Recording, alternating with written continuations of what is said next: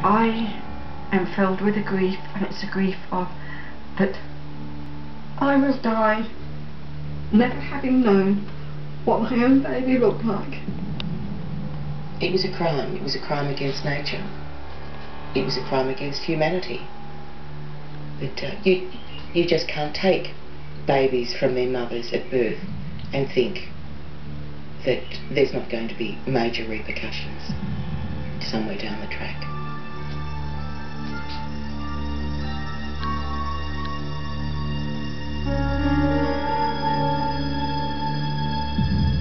We were put into a category less than an animal, where we could desert and abandon our children.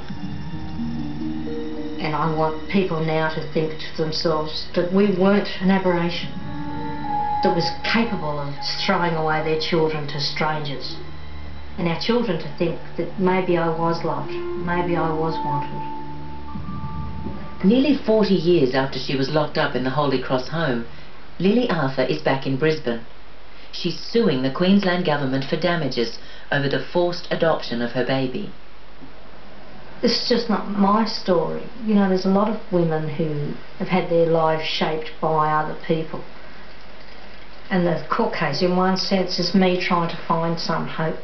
Hello Lily, how are you? Other women who've taken legal action have lost their cases because too much time has gone by. Lily's lawyer will try a new strategy, but it will still be very tough to prove what happened decades ago. The really difficult problem we have is the fact that the lady with the Department of Families that influenced you to sign the adoption papers and coerced you is now dead. The hospital has no records. The doctor that delivered your baby can't be found. The nurse or matron who was on charge that night is dead as well. But we've got other ladies who were in similar circumstances to you, and that's what lawyers call similar fact evidence. And whether you can get that evidence admitted before the judge or not depends upon the judge. And if he considers the evidence to be relevant, then he will allow that testimony, and that will be extremely good for our case.